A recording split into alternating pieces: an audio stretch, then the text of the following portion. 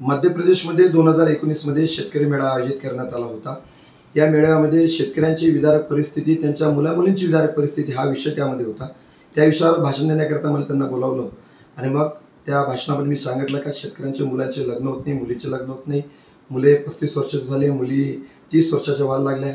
लग्न न होण्याचं मूळ कारण की प्रत्येकाला नोकरीवाला पोरगा पाहिजे। नोकरी जर नसेल तर तो पोरगा त्यांना चालत नाही।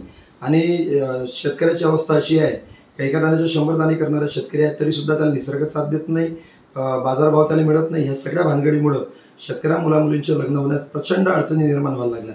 आणि मुलीचे लग्न होत नाही म्हणून सातारा जिल्ह्यामध्ये काही मुलींनी आत्महत्या सुद्धा केलेली आहे। विदर्भात सुद्धा मोठ्या प्रमाणात तरुण मुलामुलींची आत्महत्या झालेली आहे।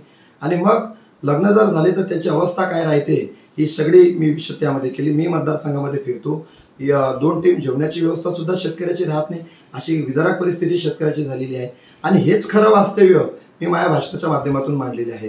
काही वंदनीय राष्ट्रसंत तुकोजी महाराजांच्या विचारावर काम करणारे जे प्रबोधनकार आहे, सत्यपाल महाराज असेल, संदीपाल महाराज असेल किंवा अनेक महाराज लोक आपल्या कीर्तनाच्या माध्यमातून शेतकऱ्यांच्या मुलामुलींचे जे काही हाल व्हायला लागलेले आहे, नोकरीवाल्यांचं सगळं जरा व्यवस्थित आहे परंतु शेतकऱ्यांचं मात्र प्रचंड हाल अपेष्टा त्यांच्या लेकरांची व्हायला लागलेली आहे। ही सगळी परिस्थिती मी विशद केली।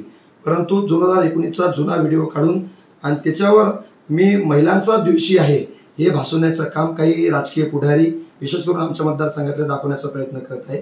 परंतु मी कधीही माता भगिनींचा द्वेष केला नाही। मी त्यांना कायम सन्मानपूर्वक साथ गेल्या 2019 पासून मी 3 निवडणुका लढलो, काय मी त्यांना सन्मानपूर्वक वागवलं।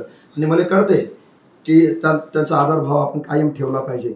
त्या माता भगिनी प्रचंड माझ्यावर प्रेम करतात, परंतु जाणीवपूर्वक निवडणुकीच्या तोंडावर माझ्यासारख्या कार्यकर्त्याला बदनाम करण्याचं षडयंत्र काही राजकीय पुढाऱ्यांनी केलेलं आहे।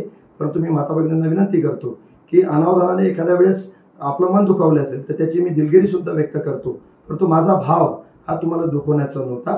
खरी शेतकऱ्यांची परिस्थिती, ग्रामीण भागातल्या गावगाड्यातल्या शेतकऱ्यांची मुलामुलींची परिस्थिती ते विशद करण्याचं मी काम त्या माध्यमातून केलेलं आहे।